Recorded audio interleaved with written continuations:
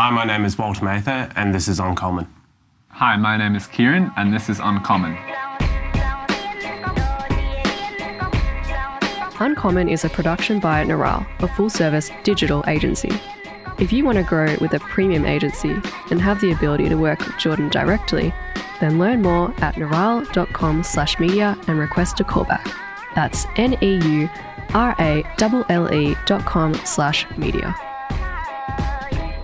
My name is Jordan Michaelides and I'm your host on a show where we dig deep on unique individuals.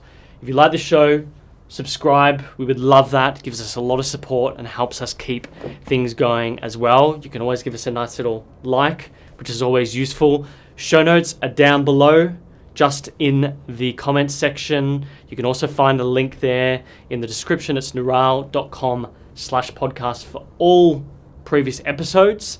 If you want to listen to the audio, if you don't want to be watching it on YouTube, you can find us on all your good podcast apps. That's Uncommon Show. You'll be able to find us everywhere. If you want to see behind the scenes with us, what we're doing each week, search Uncommon or at Uncommon_show on Instagram and you'll find us there. But what can I say? Thank you so much for checking us out and let's get into it. My guest this week is Kieren, Barber Wilson and Walt Mather, both the co-founders of Sharegear and Dynamic Visuals. Gents, thanks for coming in.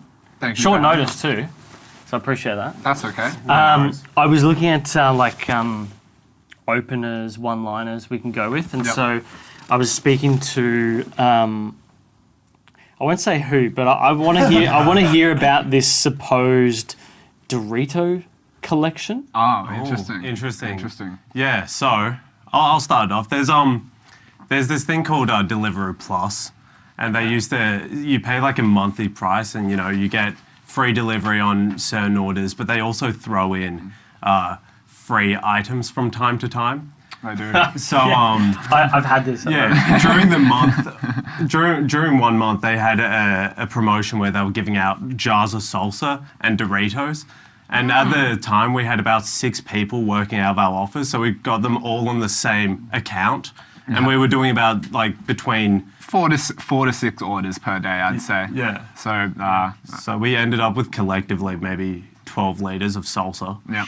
That is still stored. Yeah, we've still got it downstairs as well. I remember thinking why are we getting this? It didn't make any sense to me, but now in hindsight, because I know that they would. Did you guys get the Ben and Jerry's promotion? We did, yeah. I think we got a lot of them. That was the best promotion. Yeah, I was a fan of the Doritos promotion just because it was physically the largest object, so it was funny to just amass a large quantity. But when I think about it, I had not had that salsa in so many years. I remember the days of when you'd come home from school, you make that salsa, you put cheese and guac and whack it, or you put the cheese on, whack it in the microwave. Beautiful. Then some guac. I don't think I ever had those days. That was pretty much my dinner for probably 4 years. Yeah, I used to get it because my parents would be working all the time, but on specific days. So my mum would be home after school with us Monday, Friday. And so we couldn't get away with it as much. But Tuesday to Thursday, we could make all sorts of things. I remember making my favourite thing to make was a Milo thick shake. Oh, huge. Do you remember the old milkshake maker things where you'd sort of put it in the canister thing and then you just press it up into sort of... And it had that little metal spigot. Yeah, it was so bad. If you compare it to NutriBullets. I've never had terrible. a NutriBullet. Really? Never had one. NutriBullet early access. Pretty much. Alpha. It was. I got really good at it because I worked at a cafe that had 4 of them in a row. And they'd make shakes. Nice. Fuck. That's the dream. Yeah, I feel like I need to make one this Friday. Friday's cheat day, so I can have nachos. Yeah, nachos, Milo thick shake. Look, I find it really interesting. I was chatting to Kieren before, probably the other day, about you guys. And I know, looking at prior interviews and us catching up and chatting, you previously, when you were both at Wesley, you were making this real-life Angry Birds, Call of Duty, etc. I hate that you start with real-life Angry Birds, but I won't stop you. Please go on. So what did you guys actually think you were going to be when you were growing up? Like before you were doing all this, did you always have an inkling for media, or was there something else? Yeah, I definitely did. Ever since I was it was 2009, so I think I was 10 or 11 or 12 potentially. And that's when I first got into making videos just with the webcam on like a laptop. And then pretty much from that point, it was quite definitive that I knew I wanted to be a filmmaker or a film director or something to do with video. I didn't really know. Okay. But that was me personally. Yeah. My story's a little bit different. When I was a lot younger, I liked drawing a lot. I used to make like stick figure animations on Paint and Windows Movie Maker. Yeah. And I used to do that when I was like very young. But really growing up, my strong suit was always more science. Really? And throughout school, I really stacked all my subjects to go towards a science background. Really? Yeah. And so I started making videos with Kieren, kind of just... How old were you guys? 14, 15. Yeah. When I started with Kieren, I'd say. Walt went from not knowing how to use a camera to like doing 3D motion tracking in After Effects like within 10 months. Yeah. Really? Kieren like propelled me incredibly fast, and once I started getting like a taste for it, like I was just looking up YouTube videos, learning how to do 3D effects and working with camera. Kieren was very generous to just straight up almost give me a camera that I could run around and use. Really? And then once I started that, I saved every bit of money I ever got and actually bought my first camera just before the end of school, which was really exciting. What was the camera that you guys were like, what were you first shooting on, apart from that web? Me personally, I was first shooting, the very first, I guess, was a laptop webcam. Yeah. And then that evolved to a flip camera, which was the little classic flip camera. You mentioned this somewhere. I feel like on that client shoot, you mentioned about the first thing being the flip camera. Yeah, flip camera. That is a common trend amongst you guys are a few years younger than me, but I didn't realize how popular the flip camera was. Huge, yeah. Mike, shout out to North Borders. Yeah, Mike had one as well. It was also his first camera. Yeah. So it seems like, that little bracket of getting into media-related things from like 2008 to 2010, you definitely got a flip camera somewhere in that time. That's funny. And then after a flip camera, it was a Sony Handycam. And then after a Sony Handycam, it was a slightly bigger Sony Handycam. And then it moved to what Walt came into the mix and Panasonic GH4. And I'd say that changed everything. So you were using sort of cameras similar to... So these are like Handycams, right? Yeah. So after the flip camera, I was using cameras like this for probably the next 2 to 3 years. Yeah. And then when I first started making money from YouTube, I got like Sony's interchangeable lens Super 35 mirrorless camera. It's pretty much like that, like pro version. So really? Okay. It's really cool. It was called the NEX VG20, and Sony actually discontinued that line of cameras, but it sort of evolved into the Sony FS100, the FS700. So they were really cool, nifty cameras because they had interchangeable lenses.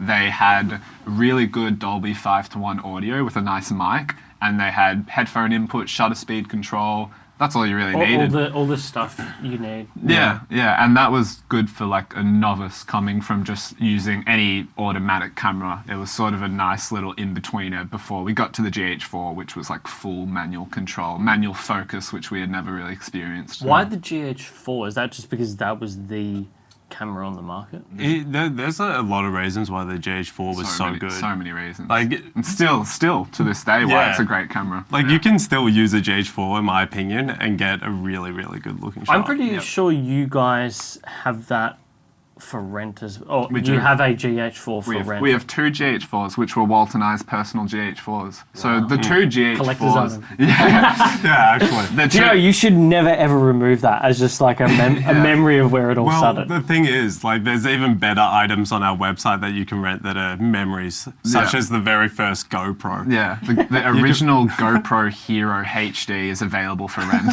Really? On Yeah, Sharegear. for like $1 or $2 or something. Yeah. Maybe we took it down when we did the... anyway, but yeah, there's some funny items on that. But that's sort of what makes things unique. Like, I think when people see that... So, actually, I've got to introduce you to a guy who does a lot of, like, short film productions, and he was blown away by your pricing Right, wow. in comparison to most of the industry. And he's like, holy shit, have I not found these guys. Yeah. He's going to start operating our camera rig once it's all put together and everything. Nice. But yeah, it's kind of nice to have a brand that has little things like that. Yeah. Because those sort of people will notice. They'll be like, why do they have that? And then they'll get chatting to you about it. Yeah. So we want to be as Sharegear to be a reflection of our personality as much as possible. I think there's a certain line that you can cross where you do have to do certain things in standards with the industry, because there are codes and you want to be respectful. But we definitely want to bring a new flavor to the industry. And speaking of flavors and Doritos, that was actually one of our pre-release items. If you were lucky enough to beta test the site, when we were testing our API function on our website, we had that same salsa jar as like a product. And it was live on the website. Yeah, people. So you originally chose the salsa jar. The salsa jar just came, and you're like, oh, we'll just fucking test this out. We'll just put it up on the site. Why not? That's fucking awesome. And Tony, our developer, loved the idea. Shout out to Tony, but he was a big fan of like just tinkering with a rental salsa. So the salsa was available for rent at I think around $300 a day. Do you think you'd ever put that salsa back on there? Probably not. I feel like we could get in a lot of trouble if people like started eating it and getting sick. We might, if we get into the salsa rental business, which is probably likely. Yeah, it actually is a niche that is popping up. It's a currently. good like vertical to jump into. So you've gone with that GH4. Yeah. Where did things go from there? Because I remember chatting to you, and I think you guys did your first gig as dynamic visuals during your year 12 exams. Yeah. You both skipped uni straight into business, and things really accelerated from there. Yeah. Tell me about that. Both of us went in with the intention to go to university, and I think both Walt and I were really adamant on not even taking a gap year at all. Because we were just like, let's just get straight into it. I want to do film, you want to do biology. What's there to I want to with? do a double in film and biology, so I still hadn't quite chosen my pathway, so I was trying to get both. But then I didn't get into the school I wanted to go in, so I'm like, okay, I'll do a gap year. And then I think I got into Clayton. Like Monash Uni, the Clayton campus where they do all their science, and I just didn't want to commute. For which degree? For a double degree in science and arts. Oh, okay. So you could actually do the film. I got my whole. I'm actually like, I originally wanted to do Melbourne science, didn't get in, got into this double degree, and I was like, this actually fits me better. Found out it was in Clayton and decided to not go because an utter refusal to commute. I was not going to commute. My travel was that far for something that I wasn't genuinely that interested in. If you weren't passionate about it, it doesn't make sense. I remember my commute. I went to Swinburne. I did commerce at Swinburne. Okay, right. I just missed out on Monash by like half a point or something like that. My brother went to Melbourne. He did the science thing. I don't actually rate Melbourne's model. You have to do a master's of some kind. Really? Well, depending on what area you get You're into. talking to two people who know very little about basically the Melbourne system. The Melbourne model makes you really like generalised. Okay, right. Because it's very the undergrad is really broad. Whereas if you go to somewhere like a Monash or Swinburne or something like that, you've got a very specific major, depending on what you end up doing. But in hindsight, like if I could have gone straight into a job or working for myself, I would have done that. Yeah. Uni, I think, is overrated. Yeah, I think it just wasn't for me personally. Yeah. And we talked about this very early on, starting DV, of like, we have no worry being mature age students at university if this doesn't all work out. Yeah. And like, who knows what happens. But I think we're probably leaning a bit away from that mindset now, the way things are going. But we've never been anti-university. We just fell into... For you guys, just makes sense. At the time. Yeah. But I did go to the RMIT enrollment day, like where you just have to give your name and you get your like computer info so you can log into RMIT and like enroll your classes. And that day I was out. I was like, no, I don't like it. Just as soon as they like started calling everyone's name down one by one, you realise it wasn't for you. I'm just like, it's just not for me. So what was the first shoot that you had during the exam period? There's a couple. Few. Yeah. Like there's a few different like alleyways. We'll talk about our first actual shoot was actually in year 11 for a good friend of ours, Yeah. whose dad owned a business. So we actually did our first job a year before that while still in school. And that was down at St Kilda Beach, shooting a bunch of 2-camera testimonials. We all showed up in like green shorts because we wanted to go swimming at the beach afterwards on our first client shoot. But it was really good. We had the road blimp out. There was a lot of wind, no wind sound at all. We had the GH5 on a tripod, so we were doing just a steady cam method with a tripod, which we then ran through warp stabilizer. So looked like a Ronin, wasn't a Ronin. But yeah, that was... I think for like the equipment we were working with and our experience level at the time, the shoot actually turned out really well, in my opinion. I think it was a miracle that the audio turned out as good as it did because... At St Kilda Beach? Yeah, knowing what I know now about audio, it shouldn't have worked. Yeah, like there was just way too much wind, but... Yeah. But it did. If a client came to us and recommended doing a 2-camera piece on St Kilda Beach next to the waves, we'd probably opt to think of a different option. Yeah, I think about that. Like, even these things, these Rode NTGs, if you got like a big blimp / sound enclosure on it, even that, I reckon, because they pick up so much. Yeah, you got to get close to the source. Yeah. And I like... St Kilda Beach is notorious because St Kilda Beach is a weird beach if you look at it. Like in comparison to most beaches, it's really vast and it's really like open. There's no real enclosure. Like maybe you've got the break at the yacht club, but there's no real main area. No, like and there's just wind. It's like a wind valley. Yeah. Like Check out St Kilda Beach in real life, GTA Vice City. By the way, we actually found something funny.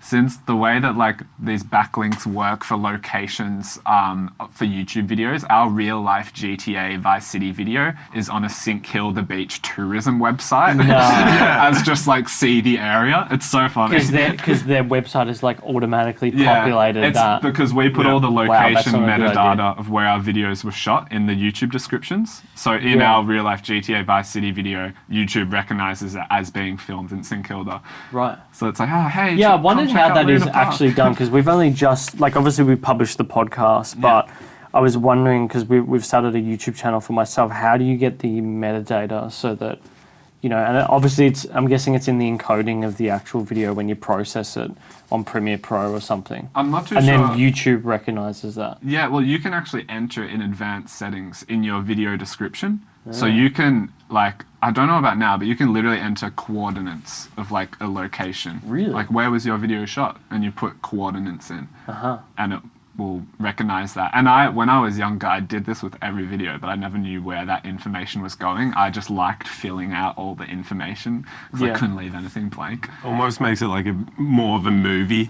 Yeah, like you have all this data about the shoot. That's right. It's the same thing as like the fascination of long credits. It's like all these names. Like we used to put on like camera by Sony, microphone by, because we just like the more credits, the bigger the production. Yeah, put in fake roles with just our friends' names, to like beef out the chunk of text. Our friend Campbell is really talented in music and still isn't it, and we just put like Campbell Mowat, sound designer. Never had a role in the thing. That's so fucking funny. That is the case though. When you're younger and when you're starting out, you've got to build up that social proof. Yeah. I feel so. That was one of the things I had in my notes. Is what was the learning curve like, sort of in that in between period? You said before, did you shoot this on a GH5 or GH4? Which one? Sorry. Oh, the first St Kilda thing. That was probably a week after we bought Walt's GH4. So I had already had a GH4 for a few months. Yeah. And then Walt realized, damn, this is the best camera ever invented. I need to purchase one. He sold every asset he has to get it. That lunch money wasn't going to lunch. Oh, that was the biggest scam Kieren and I ever did, was getting lunch money from our parents and just hoarding it for camera equipment. $5 for lunch. That's $5 to the 12 to 35. What would you do for lunch? Wait till you go home. I know. What we did for lunch was PayPal Domino's, because our YouTube earnings came through PayPal. Oh, that's true. So we just went to Domino's, Chapel Street. Wow. Yeah. So, okay, tell me about the learning curve from that point to having your first office. It depends what we classify as first office. Maybe Memphis. Yeah. Memphis is probably the... Yeah, I think the learning point was really just in the name learning point. I was just constantly learning new things. Like, I'll speak for myself, but we were literally finding out new things about business, tax, sales, filming, production, emails, like literally everything that you would learn either by doing or learn at university or learn in a role in a workplace. We were just learning it new every day. And we definitely had a lot of hurdles with clients. We faced issues, we faced challenges, faced stress. I think that's actually a big part, especially for me personally. Like, stress is a big factor that you need to learn to mitigate when you're young, doing things yourself, and just making sure that your mental health is in the right space just as much as your business is. So I think, were there any like standout moments, like a client complaint? many. Yeah. A huge amount. Yeah. Like, at the end of the day, we weren't, in the very beginning of our business, we didn't actually really know what that meant. So we were probably doing things just not figuring as... it out. Yeah, I As think, issues came up, we would resolve them and then make our business slowly more legitimate. yeah. I I think now we're very lucky to have, like, I can't think of a single one of our clients who we would refer to as like someone who's bad to deal with or someone who's annoying. But 3 years ago, that was almost every little job we had, but it was just those jobs that we were getting, and they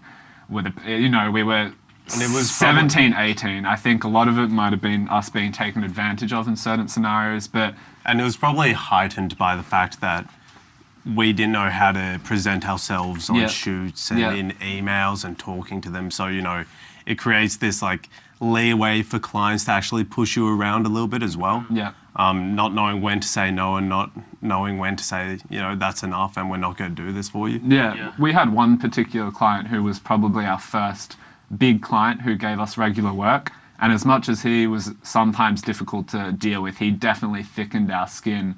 And we probably owe a lot of credit to the way we interact with people after that, because just knowing how to deal with just a high stakes situation. Like, at the end of the day, it's business. No one's hating anyone, but definitely like grinding out videos, learning what deliverables are, really managing expectation from like a brief standpoint, making sure people know what's going on, and that's all people know what's going on before production starts. Yeah. Knowing what their money will get them is a huge thing. Yeah, that's the biggest thing I've learned. I mean, I've got experience from that, working in account management and sales and all that sort of stuff. Yeah, but yeah. I don't come from this industry, and so Lauren does, but she's been more on a creative side, and then doing, particularly with video and podcasts, there's always like some sort of like little thing that in those first few shoots you've forgotten about.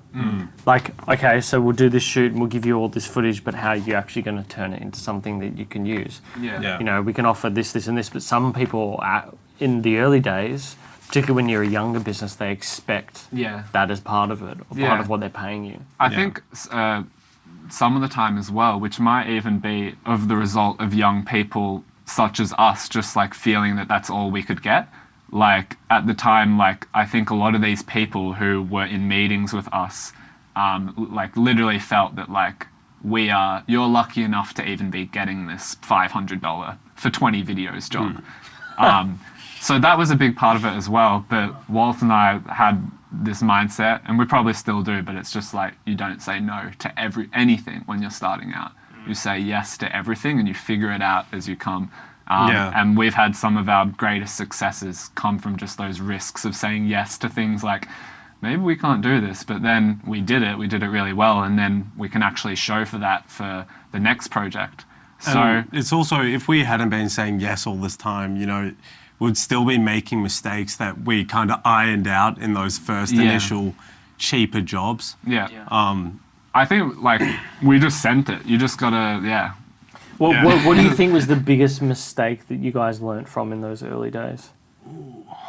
That's a good question. That's actually a really good question.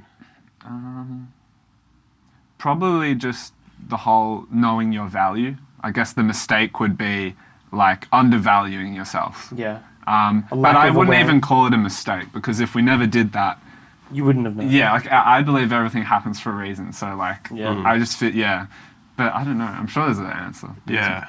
Maybe like maybe some of our purchases. Like there are factual mistakes we have made. Yeah. I can say these camcorders were factually a bad mistake. Like, so these are like about, I think they were $890 when we bought them about 2 years ago or a year ago.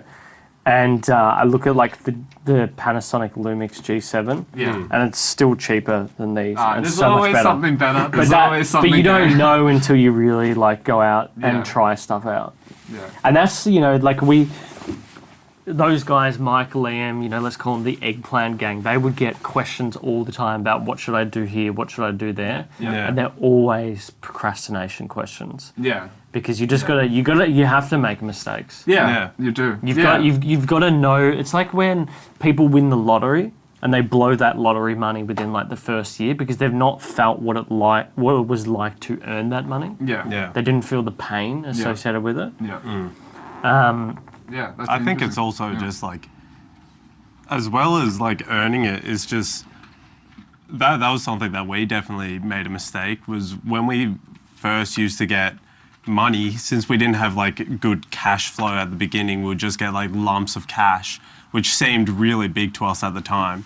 But we'll just get that money and instantly spend it on something. I think that was a mistake because it really didn't give us good structure throughout the year in terms of money. But then again, the stuff that we're spending that money on was all the equipment that we now rent out. So it's like, have we learned from our mistake? Who knows? I think, going into that as well, what we talk about a lot was a certain era of our business, which was early 2019, where we did quite well in 2018, but then since in the video production industry, in the media space, it's quite often to be paid months after you finish something. Yeah, it's a notorious problem. We got a bunch of money and we thought we were in the mindset of, damn, our business is going so great. We're working out of Walt's dad's bedroom. We have no expenses. This is awesome. But then we were in that mindset for like 3 months. So we weren't actually growing the business in that time. And then after all that money had come, and as Walt said, after we had spent, even though a lot of it was spent on things that we needed, it was just like, oh, damn. Even though you're making money, you still need to be in the mindset of growing the business, because the money's not going to last forever. Yeah. And that's been a big learning experience, especially with cash flow, managing employees, like all that sort of thing. It's so important to not blow all your money so quickly. Where's your mindset around sales pipelines now? Like, I guess I'm curious, in the early beginnings, how were you selling people and getting new deals versus how are you doing it now? Yeah, it's definitely changed over the years. Like as an example, for us, it was all just network at the start. Same. And then now it's sort of a combination of network and running paid media. I think for dynamic visuals, at least, we've been extremely fortunate that a lot of our work speaks for itself. So we started by reaching out to our like extended network, just feeling out, being like, hey, do you know anybody that needs video, blah, blah, blah, kind of working on that. And that kind of led to a lot of jobs, that led to a lot of referrals. And then it got to the point where we had all this work, we were doing heaps of work, and Kieren had been working really hard on our, SEO. Yeah. So we started popping up on page 2 of Google. And we're just starting to get calls now, Yeah. Just organic calls. Yeah, all organic. It's so they just go onto our website and we have so much, work that kind of speaks for our quality that now most of it is calls. Yeah. So we've spent $15 in total on sales, and that was for like a brief Instagram ad, something like that. But yeah, as Walt said, it's all network, and I think the whole time we were passionate about the videos we're making, so it sort of just happens naturally. But yeah, we're at the point now, 3.5 years after, where we've been chipping away at our portfolio and SEO for so long that it's now starting to come up very high with no paid money for engagement, and we are starting to get like 1 to 2 calls every couple days of just like, hey, I need a job, let's do this. And that didn't happen at all for 3 years. Yeah, that stuff takes time. It's like building out the actual website through not just SEO but social proof. You get small jobs.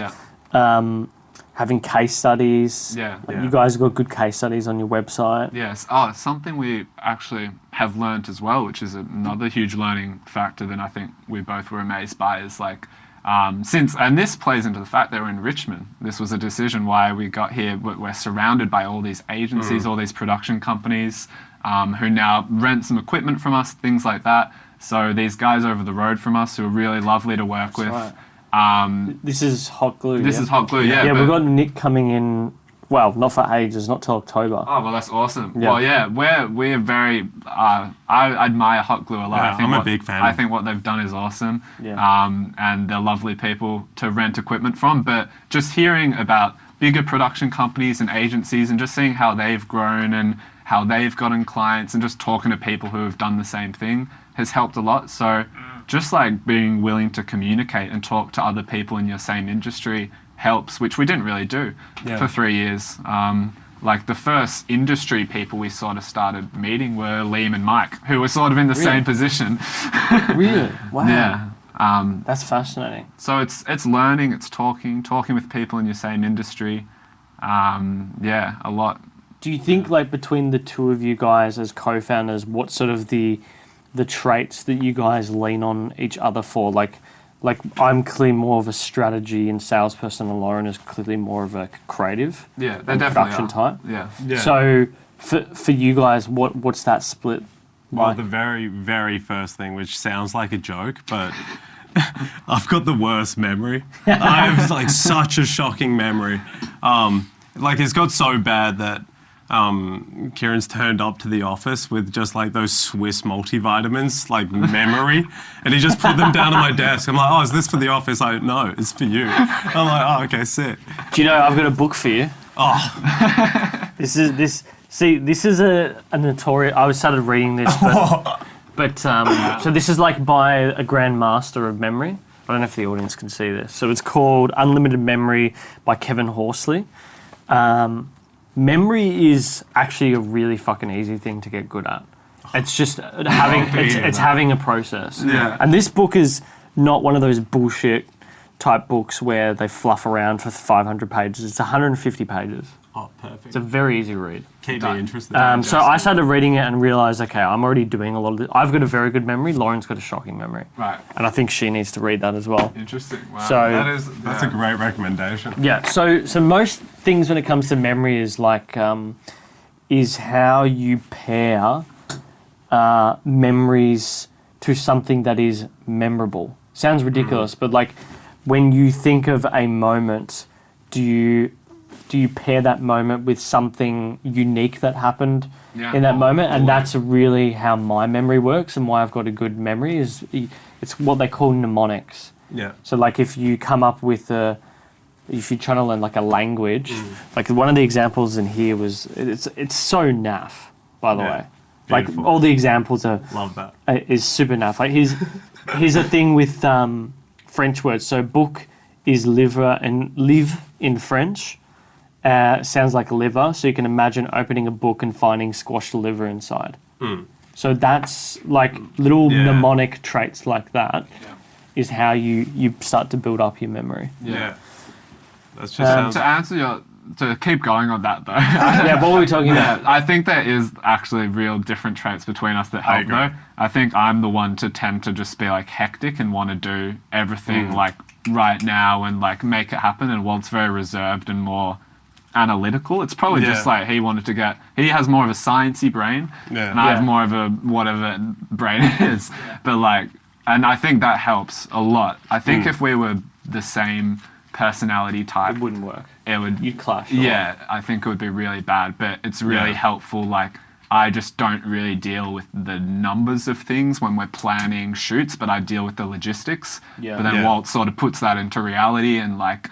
Well, that's what I was going to say is Kieren's really good for attention to detail, which is really, really good for actually like really narrowing down certain parts of videos and getting that like extra little touch, which like the average person may not like actually see, but gives it a big psychological like kind of subconscious difference, in my opinion at least. And I think it's also blossomed even more so with Sharegear now. Like Walt is into bikes, into mechanics. He is into engineering. So when it comes to camera, like if he needs to change a PL mount to an EF mount, if we need to fix a camera, like just having that ability of having someone more hands-on the technological side helps a lot, because that's just not how I work. Like we've had like cameras and battery chargers break on set, and Walt just whips out the red tool, fixes it, and then we keep going. But like I can't do that. The shoot would be over. Yeah. So that there's a lot of similarities between Laura and I. You've got to have traits that complement each other. Yeah. Otherwise, you're sort of fucked. Yeah. When you're speaking to a client. Yeah. And you're like, and then if you both are like, I don't know what to do in this scenario, that's sort of the worst. And I think we're very lucky as well to play onto that, to work in an environment where you're surrounded by people as well who have all of their own characteristics as well. Yeah. So our not colleagues, they're working on their own businesses, but we all work in our office. So Tristan Cole is a good friend of ours, completely different industry, completely different personality, but it gives so much value just to be able to cross-contaminate with all these. Obviously not now. Wrong Just word. sharing jokes. But then How good is that? another guy works in our office, Mark Kobachi, a really talented filmmaker and Kobachian. director. Very memorable name. And I believe that like you are the 5 people you hang around with, and I think that's helped us both so much in a business and personal space. Just like if we need some CSS code done on our website, Tristan's there. Yeah. If we need to know how to make a quick storyboard, Mark's there. He's a graduated 3-year VCA graduate. Like and that's really helpful. Yeah. If Mark needs to know, how to do his tax return, we're there. We know how to do that now. So I think both of Walt and I being different and our differences helping our business. It's like the people we're working with, even though they're not working for DV or working for Sharegear, but just having that environment is so helpful, I think. Yeah. Let's talk about like principally the two businesses. So you obviously started off as Dynamic Visuals. Yeah. And particularly in the last year, Sharegear has come around. I remember when Liam and Mike were promoting it because they'd done like a shoot on an ARI or something like that. Yep. So what's sort of like the thesis around the business? I understand it, but I guess I've got my own opinion on why you're doing it. The obvious thing to me is vertical integration. It's really smart because I think that's where like the media industry is going. Yep. And the greatest example of this would probably actually be in America, like VaynerMedia. They literally own media assets, they own creative, they own production, like the whole supply chain, which compresses all your costs down. You've got massive controls over what you can do. So I guess I'm curious from your guys' perspective, when did you start to realise that this could become another business and that you wanted to launch it? Well, It's an interesting story as well. Yeah, it is an interesting story. I think just at the crux of it though,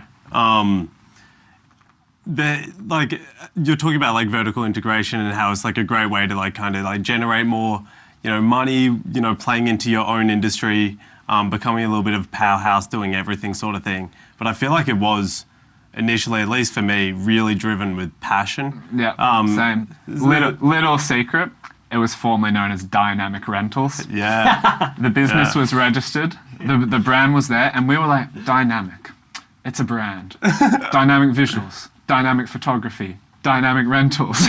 Dynamic animations. Dynamic animation. So Earth Source. We won't get into that. So yeah, but the rentals has always been in our idea. Even when we were in like first year out of school, when we each had a couple lenses and cameras lying around, it was already like, this is too much tech for what we actually need. We just have what our fantastic client and friend Cameron calls gear acquisition syndrome, where we just loved buying cameras and it got a bit out of hand. I'm at that stage at the moment. Yeah. It's an addiction. I mean, like, I genuinely remember, like, at school, even before we had conceived the idea of running a production company, we're like, man, imagine if we could shoot on a Red. And it's like, dude, imagine if we could run a camera rental company and then we could shoot on whatever we wanted. Yeah. And now it's like starting to get to that point. And now it's like you walk downstairs and you're like, I actually don't know what I want to shoot on. You suffer from that not decision fatigue, but like the things that you guys have at your pleasure Yeah. is quite amazing. Yeah, and it was our office that we're currently in now was always rentals in mind. So all of our previous iterations of my mum's spare room office, Walt's dad's spare room office, this co-working space in Abbotsford office, like all of these locations, none of them were viable for rentals because it was a lot of money of equipment in these residential areas. To be a rental company, you need a lot, it takes a lot of work. So we were always wanting to start it. It had to wait. Yeah. And we also had to grow DV. We had to feed ourselves. So Do you in hindsight, do you think that you would have gone down this road of getting into the rental business? I think initially, yeah. definitely. Yeah. Yeah, it's always been part of So the it's plan. always sort of been there. Yeah, Yeah.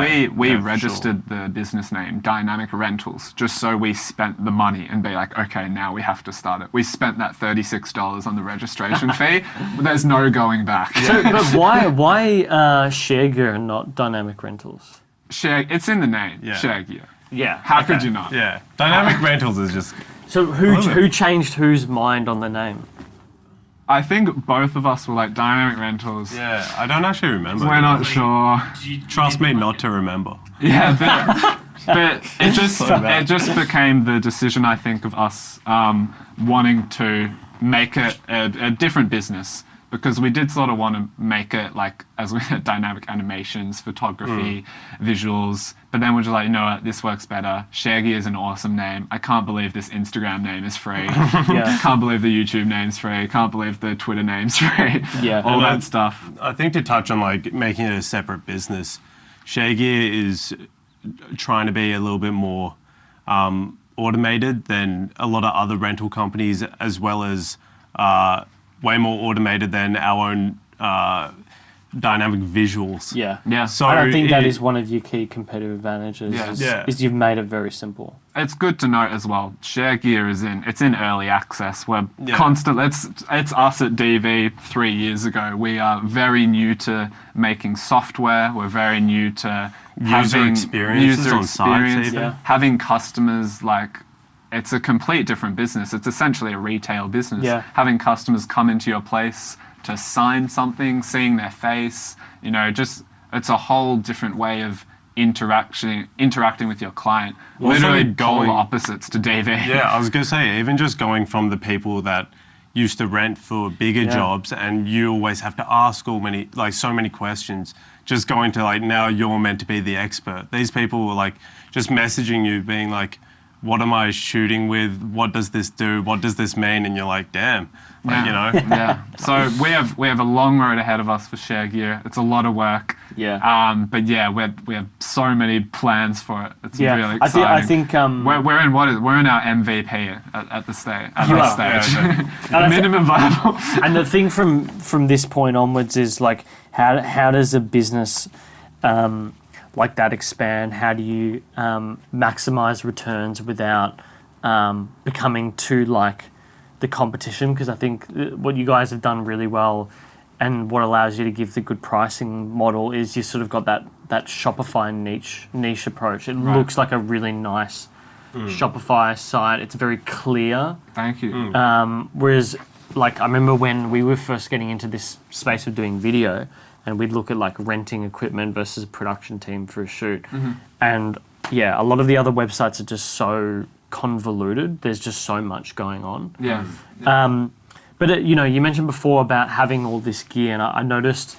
So you guys convinced me in a good way to go with. So we got the Sony A7R4 that just came, Oh, there it is. A Yeah. Canon Yeah, lens on I- the Sony camera. and we got the Canon. We got I saw it on Canon your glass. story. I was yeah, that's the 24-70. Yeah. I've never seen it. Yeah. So we went with the Canon glass. So you made a really good point to me that you guys should always be future-proofing, but also looking at your equipment as a tool rather than tool in an ecosystem rather than because people get really stuck into I love this brand or I love this or that, and that can happen in the mobile device world as well. But cameras are a bit better in that it's a bit more modular. Yep. And so, I guess I'm curious to hear your thoughts and general principles around different tools for different jobs. and how that's better than just, I don't know, what's the saying? It's like, to a man with the hammer, everything looks like a nail. Yeah. Have you heard that saying? Right.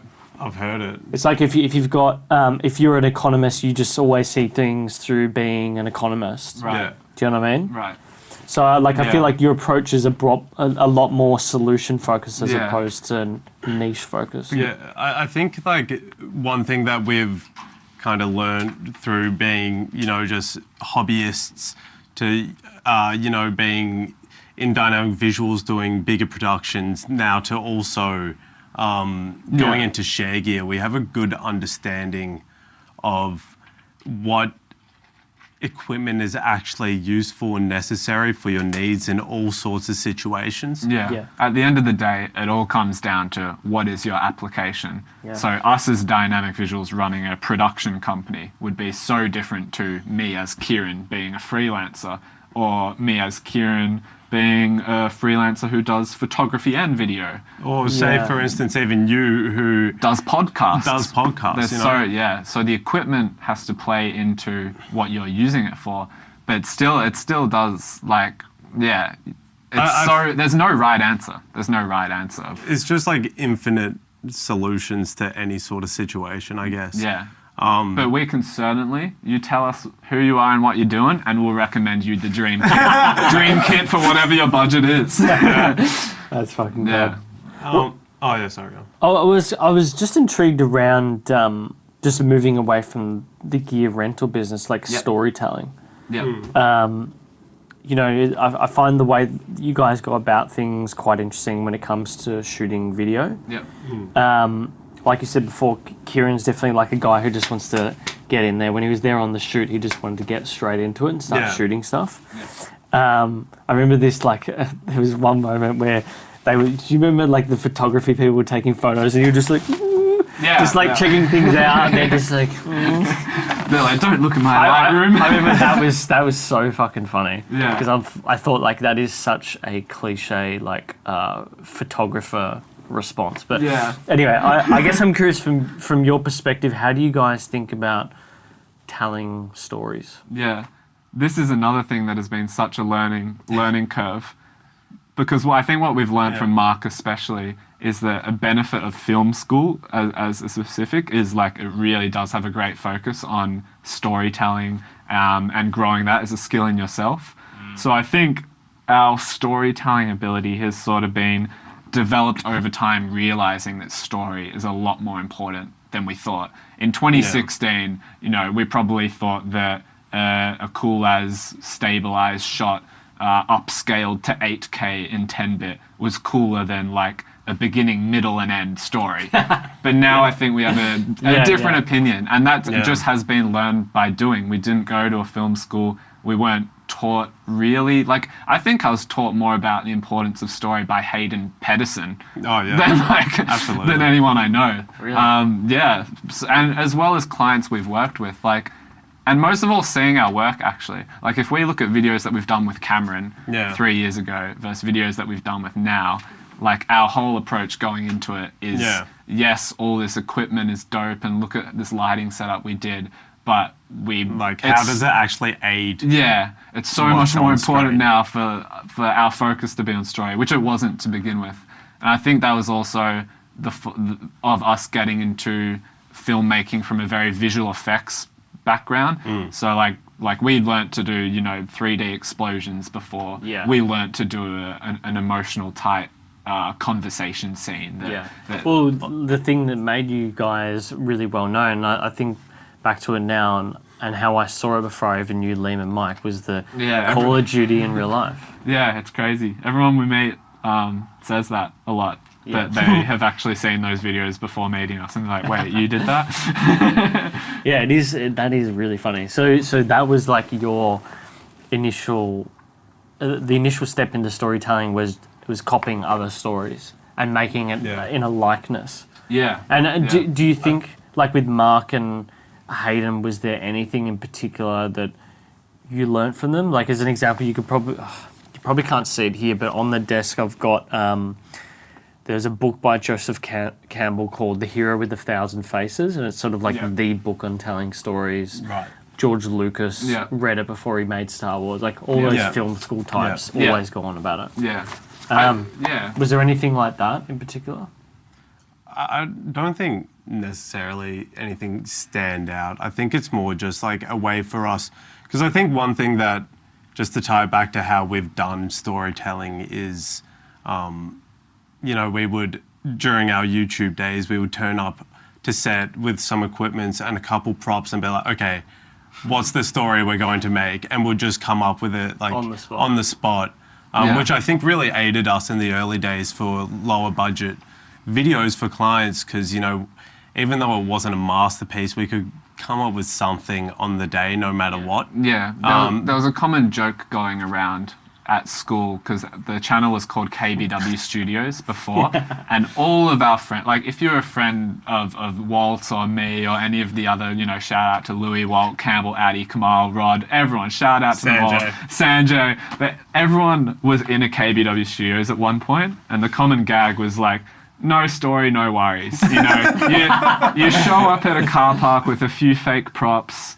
and figure it out. And that's what you do, and that's you figure it out. Doesn't matter. But I think But like, to go on from what I was saying, I think a lot of what they've kind of helped us with is taking our time to stop and actually materialize our ideas before we just go out and do it.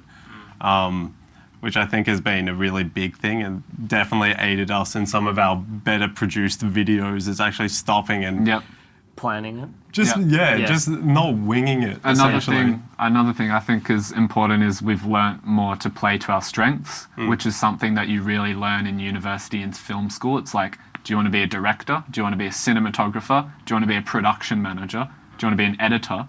Do you want to be a visual effects editor? Like, there's so many roles, but learning that for the opportunity when we have to do bigger shoots, like let's bring in an additional camera operator, let's bring in a gaffer, let's get this music originally composed, like just taking yourself away from the process a bit. And me, like, I know I'm probably best on camera, Walt is probably best on visual effects and sound, and then people we know are, obviously we're not going to do an original music composition, but we could try. You try. But just taking a step back and really playing to your strengths, getting more people involved, can really make a project shine so much. Yeah. And I think hiring a full-time editor last year, Jasper, who's a great friend of ours now and was our first sort of employee, really helped us in learning that even more so, because there was a period of 12 months where we just stopped editing and we're like, oh wow, we can just put so much more time into these particular things. So all of our video projects, Walt only did the motion graphics,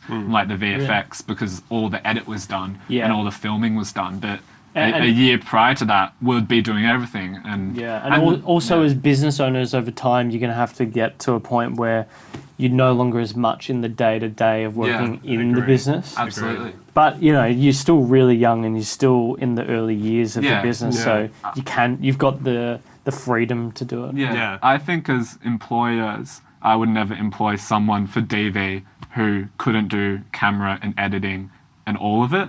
Because I think it's very common for someone, a film school graduate or not, like if you're into film, you probably know how to use Premiere, you probably know how to, operate a camera, you might even know how to do some sound or some VFX tricks.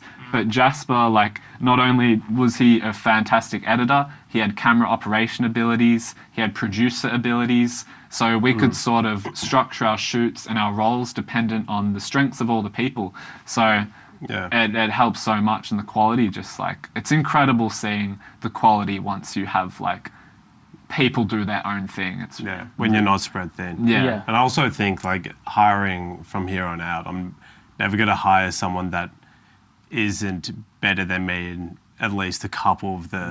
They have to. Yeah. Otherwise, what's the point? Otherwise, you get trapped in always doing it yourself, even though they're there. Or teaching too much. And that was difficult to overcome, especially with Jasper, just seeing a different person with your footage, with your work, and like, just being like, oh, it's I really want to say this, but I understand why he did that, and that was like... and that was a great thing about Jasper, which I think was great for us, was if we said like, oh, let's move that shot, but he'd actually go into the explanation of why he put that there And he's like, oh, Jasper's actually coming from a story perspective, whereas we just thought this dolly shot looked cooler. So it's really important to just learn that you need to listen to other people and that filmmaking is a collaborative process. And we never really learnt that because it was always Walt and I from age 15 to now. Just doing everything And that'll be the ourselves. hardest thing for you guys is learning to step back. It's going to be very hard. Yeah. Now, I was curious, there was, obviously COVID's been going on, right? It has. I've noticed that, yeah. Yeah, I don't know if you've noticed that. So Honestly, when you're just sitting in front of like an editing bay, like you almost don't notice. You don't. You just... Particularly in our business, because our business is more of a creative business, so we've got a lot of work like website design stuff and just creative design. You don't have to be out in the field as much. And to be honest, not much has changed. And apart from, like we were talking before, that Feb-March period where things really went down.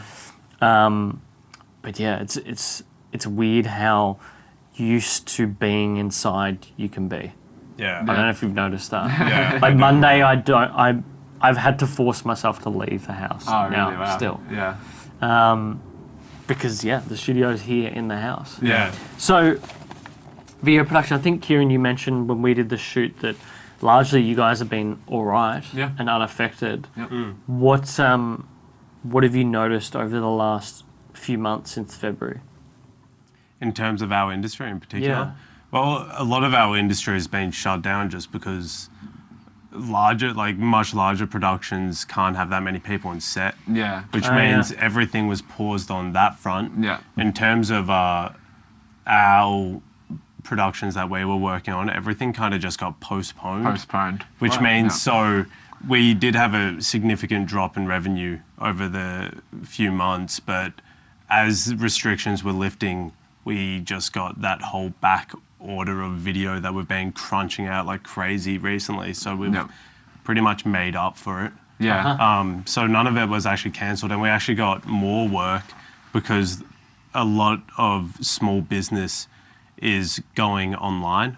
And you need cameras to do that. So Well, it's funny you mention that because I remember when March hit and we'd started advertising for our website design, and it's like the entirety of Melbourne needed a fucking website overnight.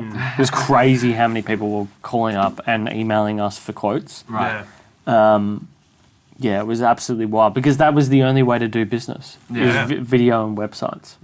Yeah, it's interesting seeing the different ways that all the different industries that we work with have reacted. Like we've done videos for the health industry, the public art gallery industry, the education industry, the finance industry, and they've all sort of modified their operations in different ways because of it, as have we. So it's interesting times, but we're just going with the flow. And I've had 3 separate rentals clients that I've been talking to, and they're all like, we sit down and we edit iPhone footage all day now.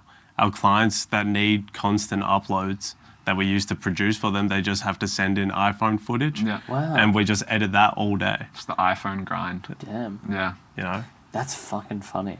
Yeah. Because Lauren was, we had this client that was complaining about some shoot and then not, it was in portrait mode or some sort of mode. I'm like, we can just crop it. So it's for stories. And she's like, she nearly said it to the client. She was like, you could have just fucking shot it on the iPhone if you so wanted it that way. But that is sort of part of that whole designer humor memes. Right. Clients from hell type shit. Right. I'm curious for you guys, during this whole period. So I know that Feb, March, we had to sit down and go, okay, we need to really think about our business model, and we need to also compress a lot of the stuff that we'd already planned for the next 6 months ahead and push it into a month, which we were able to largely achieve. So I guess for you guys, during that period, did you look at anything around strategy or planning? And definitely on the Sharegear side, I'd say yes. But for DV, it was sort of a small opportunity just to edit and just keep that, not have meetings or shoots, just get our backlog completed, which is, we did have a big backlog. Did you? Okay. So we probably, Walt was coming into the office just solo, and I was working from home for that lockdown period. And we just had we had a big backlog, finished the backlog, and then maybe we had a week or so of like not much really going on. So on the DV front, it was like quite calm, but still a lot of work to do. I feel like the most strategy that went into that was just choosing where to spend the money that was kind of sitting in the bank. Yeah. Just being like, are we going to be paying this, or should we hold it out for this, blah, blah, blah. What's happening with rent, all that. Like, so. Yeah, that was an interesting one because did you, landlords, were they quite receptive? Because I know there was another business I was saying they've got a similar shaped or size office to you, but they're in Abbotsford. Yeah, and I think they got like 50% off because they couldn't actually because they got such a big team. Yeah, our landlord's been fantastic. Such a legend. Really good. Before we even inquired, we just received a letter from our landlord being like, we are pausing all rent. Yeah. Really? Yeah. Yeah. So never shout out to our landlord. She's been wonderful. And very lucky to have someone like that. Do you guys have a direct contact with your landlord, or is it done through an agent? No, it's done through an agent. So this was the first time that we had ever actually been in contact with our actual landlord. Yeah. Wow. And it was just them saying we've paused all rent. Yeah. That's really interesting. So it's been, but still with pausing rent, the rent's still coming. So you got to keep that in mind. But yeah, I think if you're going to be in any country when COVID's happening, Australia's probably up there with the country you want to be in. We've been very lucky with what's been going on, I think. I think... especially running a small business. So we did a video on the ATO cash flow boost for my YouTube channel, and we spoke about how I think Australia is third largest or maybe second largest in the world for monetary assistance. Wow. I think only to the UK and Germany. Yeah. And we were something like, at least until May, June, the lowest cases per capita in the world. Yeah. Yeah. So, and it still is. I mean, we've got a second surge here in Melbourne happening in these little pocket areas. Yeah. But if you still compare it to the US or Europe, we're cruising. Yeah. So I think we've been very lucky. Yeah, we have. I think I was saying to you guys at the cafe that this has actually been, initially it was a very worrying period, but we've actually probably done better than I would have expected. Yeah. Same. So initially for us, it was extremely worrying. Yeah. And it was for everyone in our office, not just us who were working. We were like, damn. Yeah. Like our friend had a huge run on a big TV station to do camera operation for 20 weeks. Our other friend had a big contract. All this stuff was happening. And Walt was I don't know, you said you were worried we were going to lose the office. Really? Yeah, our cash flow at that exact moment when everything went into lockdown was not fantastic. Yeah. Just because we're waiting on a lot of invoices, and it was just like, these invoices aren't due for a while. If we are going to be paying rent, we're going to fall behind pretty quickly. Yeah. The rent saved us definitely for that month or two. Yeah, for sure. Very lucky. Yeah, I think the thing that's saved us was I don't think we really needed saving, but I would, if things had continued as they were in Feb, March, I would have been shitting myself. Yeah. We were just lucky that we had a consistent retainer client, and the JobKeeper thing was enough to pay for Lauren's salary, essentially. Yeah. If we had an office, we would have been in real trouble. Yeah. We just weren't at that stage. Yeah, it's been lucky, I think, our industry. My brother works in a cafe and they're still not open, so I can imagine how difficult it is for him. So why is that? That's interesting to me, because we went down to the cafe and they sort of did this in between phase. We were buying pasta bakes from them. His isn't open just because it's right in the middle of the banking district in the CBD. So only people who go there are ANZ workers, and everyone's been working from home. So they might get, they might still make or have 20 customers in a day, but that's nothing compared to what they would have had when you're in the middle of the Monday to Friday banking grind. You'd have hundreds, if not thousands, maybe, of people coming in a day. What do you reckon the next, if you think about the future, what does the next 6 to 18 months look for you guys? What are you thinking about at the moment? Interesting. I'm thinking about really cleaning up our website, making that user experience just absolutely seamless, making sure you can go on the site, rent a camera, it's affordable, it's going to be shipped to your door real quick. really polish that up and let it become its own standalone thing that can. Yeah, the experience has to be as good as the product itself, the cameras, like, but yeah, big focus on just the usability. Yeah. And then also in terms of DV, just we've got a few bigger shoots coming up that we're excited about. Very excited. Yeah. So I think they're the two biggest ones. Yeah. In the next 6 months. Whatever. In the next 6 months. Yeah. Are these the two? Oh, just in the next. Yeah, the next two things that at least I'm pretty focused on. I thought you were talking about these were like the biggest shoots that you guys had ever done. Or Also, something. yes, technically for one of them. Yeah. Yeah. What would you define as a big shoot? Something that takes more than 3 months, I would say. A big shoot can't just be like a big filming day. It's like the production itself has to be large. So a lot of pre-production, a lot of production, a lot of post-production, a lot of changes between the client or the distribution, if that's like the whole operation has to be big. We've definitely had shoots where we've had like 2 weeks out filming in the middle of nowhere. I mean, a big shoot would have been getting sent to the US for 3 weeks to film Yeah, I forgot about that whole thing. So that's a fairly big shoot. Who was that for again? So that was for an app that doesn't exist anymore, but it was a startup in Melbourne. And yeah. Because I saw that on the website. Yeah. And I was like shot in LA. I'm like, whoa, fuck. Yeah. Yeah. So yeah, Walt and I, and a good friend of ours, Meg, who also used to work with us, got flown to America for 3 weeks. We went to Maine, we went to Los Angeles, we went to Oregon, and then we went to a few other places in between, and we were filming and editing every single day of that trip on the road.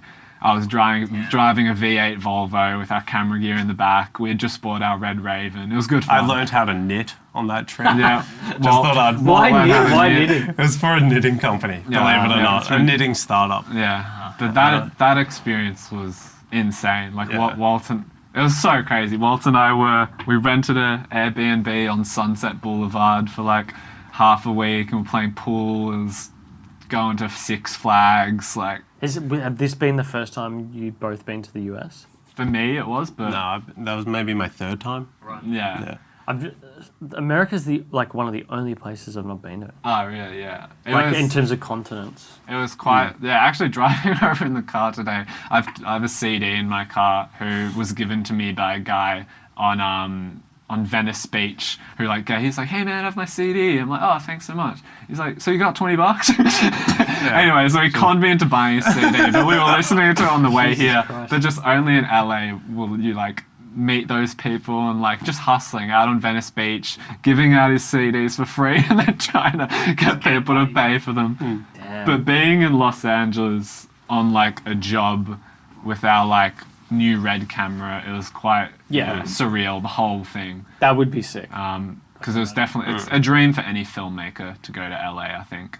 So just being like out on the street in Burbank filming was like crazy. Yeah, just 3 weeks of expenses paid for while you're also, getting to film in interesting locations and getting...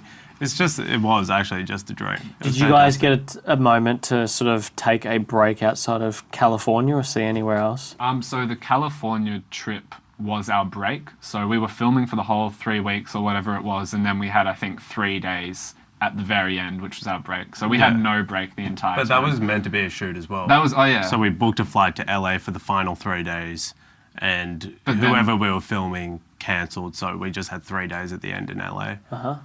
Yeah. Our client that we were with flew home. Yeah. So it was just Kieren and I roaming the streets of LA for 3 days. Yeah. That's sick. It was crazy. We had some crazy times. So we also met a guy that we had known online on YouTube in Portland, Oregon for the first time in real life. That's cool. So it's actually a guy who helped me manage my YouTube channel when I went away at school camp. And we met through Xbox Live. Oh my God. So Walt and I, shout out to a bus. Xbox Live. Yeah, so Walt and I went and met him. That was crazy. And then... Yeah, just really, really interesting experience. It's also just interesting, like, doing our job in a different country. Yeah. And managing, moving equipment internationally. Yeah, going through TSA. That would have been interesting. Going through TSA with red camera, just seeing what that looks like you get some weird comments. Because you have to carry all the batteries on your carry-on. Yeah. We carried all like the really high value items with us just in case. Yeah. So it was Kieren and I walking through with 2 bags each, like front backpack, back backpack. Just You full of open gear. it up, Yeah. and then you have to they tell you to take everything out. So you have to like pull out the camera, pull out batteries, pull out this, pull out that, And pull out since red microphones. cameras are modular, the camera was like 10 pieces anyway, so you gotta There's like so many lines behind you, and you're just like absolutely scrambling while they're like. taking your shoes off as well, because you got to take your shoes off in America. And Right, so to go through their security check, because they saw Your what belt. you guys had, they'd make you take out.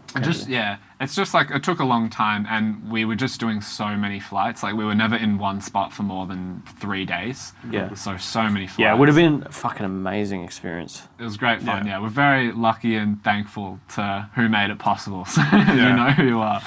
All right, I want to get into some rapid fire questions to finish you guys Oh, off. beautiful. Sweet. What does your morning and evening routine look like? Wake up, black coffee, go to the office, and then evening routine is I'll give you I need to go to sleep with at least 15 minutes of YouTube. I watch 15 minutes of YouTube and then I can finally fall asleep. Right?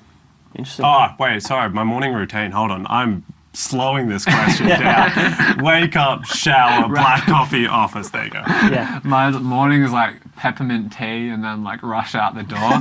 Night routine at the moment has been consisting of watching criminal psychology case study Ooh. videos on YouTube, which have Yeah. been so interesting. What's the channel called? JCS. Yes. Incredible. JCS.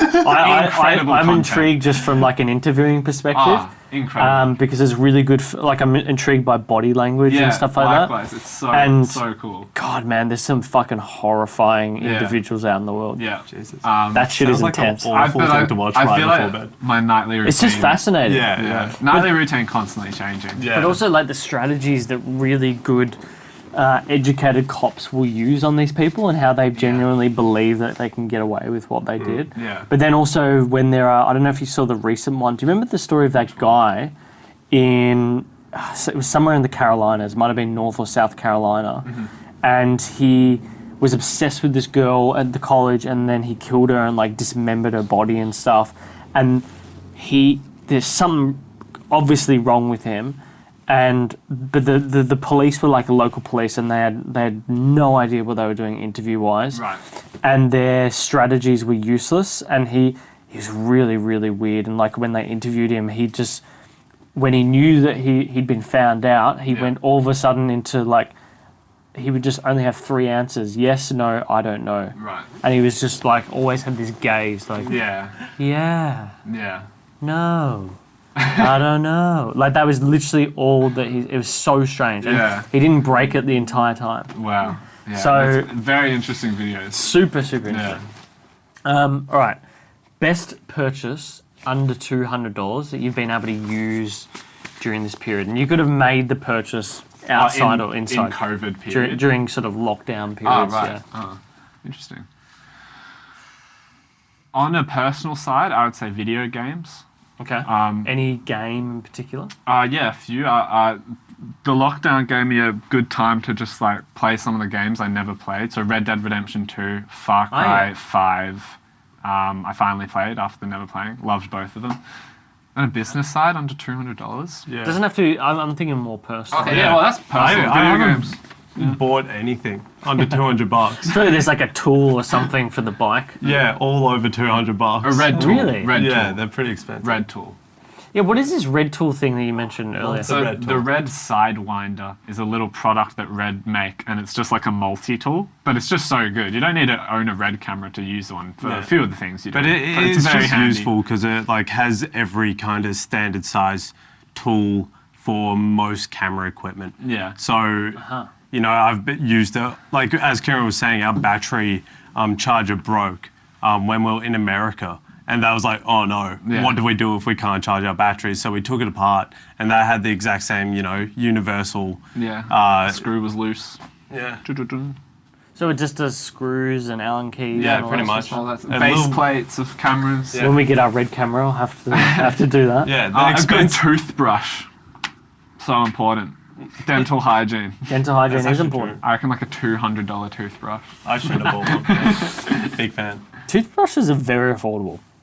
I realised because I had to buy one for scrubbing the edge of these boots, Right. Yeah. and they're actually really fucking cheap. Yeah. I didn't even realise. I love my till electric recently. toothbrush. The toothbrush. Yeah, I don't pick have it- one of those. Get something bougie. All right, if you had to pick for the audience one movie, doco, or show to watch, what would it be and why?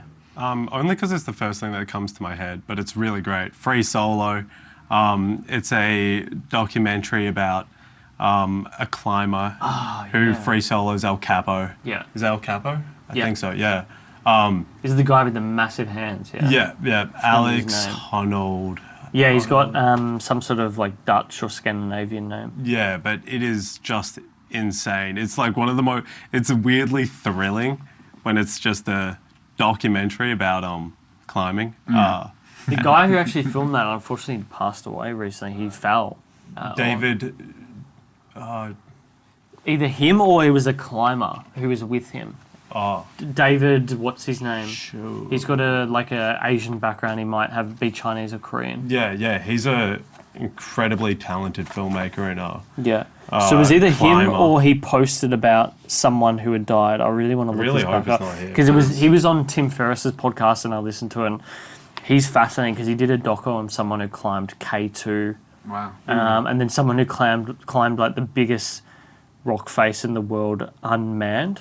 I don't think it was before the El Capo Yeah. doco, and I was just like, fuck me, these guys are it's just nuts. Yeah, well, there was a documentary that I saw before watching the movie that was how they actually filmed it, and they spoke to all the like filmmakers, being like asking questions like, what happens if he falls, and they're like, I don't know, like, do I film it? Do I not? Like, I've come to this realization that if I go ahead with this project, there's a chance I might just watch my friend, because they're all so talented climbers, they all know each other. He's like, I might just watch my friend fall to his death. And it's like, Yeah, that's Wow, that that is a real possibility when they take on that stuff. yeah, but you see them like hanging, hundreds and hundreds and hundreds of meters.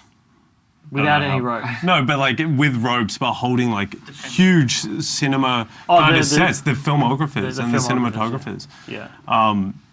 Yeah, really great. I'm going to have to rewatch that. Yeah. What about you, Kieren? Oh, this one's a hard one. I gave you so much time. Yeah, I was trying to, but I thought of a good answer. It's Nathan for You, the TV show. Yeah, that was a fucking which I brilliant feel like show. is quite underrated for just how good it is. Yeah. How talented Nathan Fields is. That's been mentioned before now. Has it? Yeah. Oh, in that case, Speed Racer.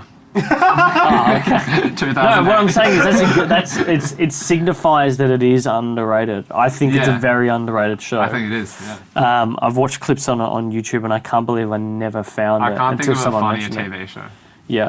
personally. He just puts people in very weird positions. It's just so creative. It's so original, so creative. Like, it's hilarious.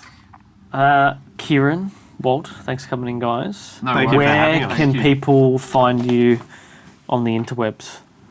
Lots of places. Lots of places, yeah. Instagrams are Sharegear, Dynamic Visuals AU, Walt Mather, Kieren BW. Then you can visit our Kieren with website. an E too. Yeah, and Kieren don't with an forget- E, yeah. Kieren with an E, yeah. Kieren BW on Instagram. And then at Sharegear for everything. And then at Dynamic Visuals AU for mostly everything except Yeah. our YouTube channel. And then obviously dynamicvisuals.com and sharegear.com.au. Yeah.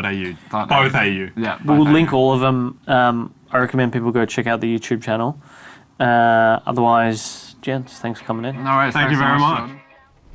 Thank you so much for watching Uncommon and this week's episode. If you like it, smash that like button. If you want to keep up to date with what we're doing, please do subscribe. We would love that. We'd love to build this audience that we're growing here of Uncommoners.